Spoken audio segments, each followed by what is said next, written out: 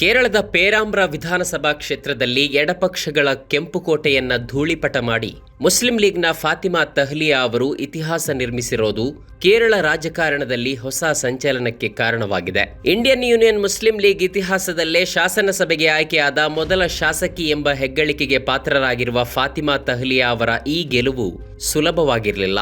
ಚುನಾವಣಾ ಪ್ರಚಾರದುದ್ದಕ್ಕೂ ಅವರ ವಿರುದ್ಧ ಅತ್ಯಂತ ವ್ಯವಸ್ಥಿತವಾದ ಕೋಮುದ್ವೇಷದ ಪ್ರಚಾರ, ಸೈಬರ್ ದಾಳಿ ಮತ್ತು ಹಿಜಾಬ್ ಧರಿಸುವ ಅವರ ಹಕ್ಕಿನ ಬಗ್ಗೆ ಅವಹೇಳನಕಾರಿ ಟೀಕೆಯ ಅಭಿಯಾನಗಳೇ ನಡೆದಿದ್ದವು. ಇಷ್ಟೆಲ್ಲ ಸವಾಲುಗಳ ನಡುವೆಯೂ ಒಬ್ಬ ಮುಸ್ಲಿಂ ಮಹಿಳೆ ಎಡಪಕ್ಷಗಳ ಭದ್ರಕೋಟೆಯಲ್ಲಿ 5,000ಕ್ಕೂ ಹೆಚ್ಚು ಮತಗಳ ಅಂತರದಿಂದ ಜಯಗಳಿಸಿದ್ದು ಸಾಮಾನ್ಯ ರಾಜಕೀಯ ಗೆಲುವಲ್ಲ, ಅದು ದ್ವೇಷದ ರಾಜಕಾರಣದ ವಿರುದ್ಧ ಜನಾದೇಶ ಎಂದು ಚರ್ಚೆಯಾಗುತ್ತಿದೆ. ಸಾಂಪ್ರದಾಯಿಕ ಮುಸ್ಲಿಂ ಲೀಗ್ ರಾಜಕಾರಣದಲ್ಲಿ ಒಬ್ಬ ಮಹಿಳೆ ಇತಿಹಾಸ ಬರೆಯಲು ಸಾಧ್ಯವಾಗಿದ್ದು ಹೇಗೆ?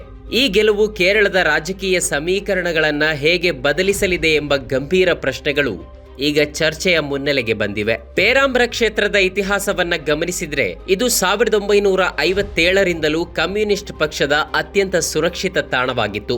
1980ರಿಂದ ಸತತವಾಗಿ ಸಿಪಿಎಂ ಇಲ್ಲಿ ಜಯಗಳಿಸುತ್ತಾ ಬಂದಿತ್ತು.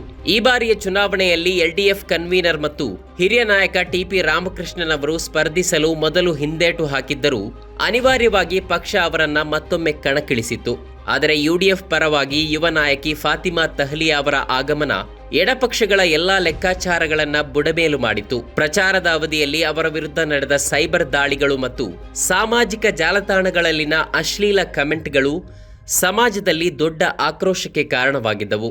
ಈ ಕೋಮು ಪ್ರಚೋದಿತ ಮತ್ತು ಮಹಿಳಾ ವಿರೋಧಿ ಟೀಕೆಗಳನ್ನ ಅತ್ಯಂತ ಧೈರ್ಯದಿಂದ ಎದುರಿಸಿದ ತಹ್ಲಿಯಾ ಅವರು ತಾವು ಎದುರಿಸಿದ ಅಡೆತಡೆಗಳನ್ನೇ ತಮ್ಮ ಗೆಲುವಿನ ಮೆಟ್ಟಿಲುಗಳನ್ನಾಗಿ ಮಾಡಿಕೊಂಡರು. ವಿಶ್ಲೇಷಣಾತ್ಮಕವಾಗಿ ನೋಡಿದ್ರೆ ಈ ಸೋಲು ಎಡಪಕ್ಷಗಳಿಗೆ ಕೇವಲ ಒಂದು ಕ್ಷೇತ್ರದ ನಷ್ಟವಲ್ಲ, ಬದಲಿಗೆ ಅವರ ಅಜೇಯ ದಾಖಲೆಗಾದ ಪೆಟ್ಟಾಗಿದೆ. ಕಳೆದ ಸ್ಥಳೀಯ ಸಂಸ್ಥೆಗಳ ಚುನಾವಣೆಯಲ್ಲಿ ಪೇರಾಂಬ್ರದ 10 ಪಂಚಾಯತ್ಗಳ ಪೈಕಿ 5 ಯುಡಿಎಫ್ ವಶಪಡಿಸಿಕೊಂಡಾಗಲೇ ಬದಲಾವಣೆಯ ಗಾಳಿ ಬೀಸತೊಡಗಿತ್ತು.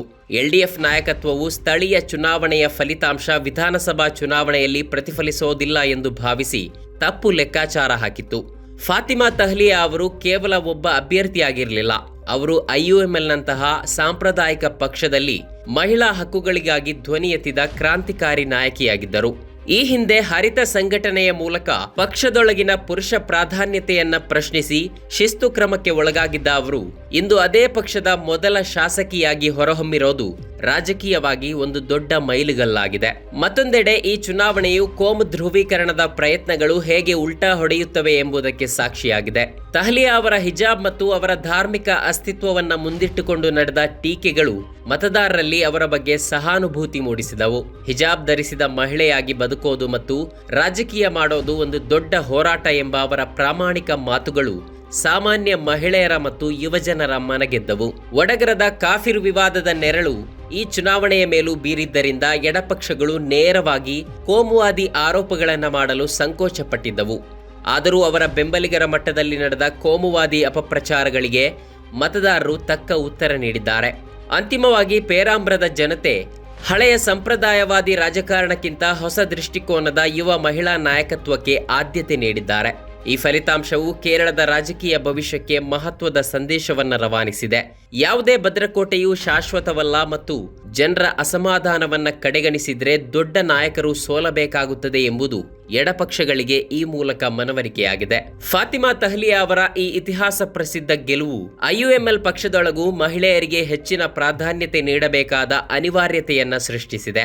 ಮುಸ್ಲಿಂ ಲೀಗ್ನಿಂದ ಕೂತುಪರಂಬ ಕ್ಷೇತ್ರದಲ್ಲಿ ಕಣಕ್ಕಿಳಿದಿದ್ದ ಇನ್ನೊಬ್ಬ ಪ್ರಮುಖ ನಾಯಕಿ ದಲಿತ ಸಮುದಾಯದ ಜಯಂತಿ ರಾಜನ್ ಅವರು 1286 ಮತಗಳ ಸಣ್ಣ ಅಂತರದಿಂದ ಸೋತಿದ್ದಾರೆ.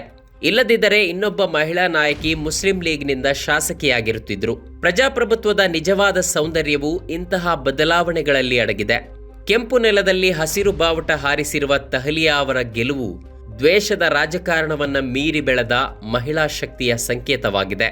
ಇದು ಬರುವ ದಿನಗಳಲ್ಲಿ ಕೇರಳ ಶಾಸನ ಸಭೆಯಲ್ಲಿ ಹೊಸ ಇತಿಹಾಸವನ್ನ ಬರೆಯೋದರಲ್ಲಿ ಸಂದೇಹವಿಲ್ಲ.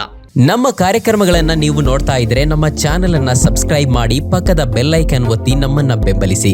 ಹಾಗೆ ನಮ್ಮ ಕಾರ್ಯಕ್ರಮಗಳನ್ನ ಲೈಕ್ ಮಾಡಿ, ಕಮೆಂಟ್ ಮಾಡಿ, ಅದನ್ನ ಬೇರೆಯವರಿಗೂ ವಾಟ್ಸ್ಆಪ್ ಮೂಲಕ ಶೇರ್ ಮಾಡಿ. ನೀವು ಹೀಗೆ ಮಾಡಿದಾಗ ನಮ್ಮ ಚಾನೆಲ್ ಇನ್ನಷ್ಟು ಮತ್ತಷ್ಟು ಜನರಿಗೆ ತಲುಪಲು ನೀವು ನಮ್ಮೊಂದಿಗೆ ಸಹಕರಿಸಿದ ಹಾಗಾಗುತ್ತೆ. ಇದು ನೀವು ಯಾವುದೇ ಖರ್ಚಿಲ್ಲದೆ ಕೆಲವೇ ಸೆಕೆಂಡುಗಳಲ್ಲಿ ನೀಡಬಹುದಾದ ಸಹಕಾರ. ಧನ್ಯವಾದಗಳು.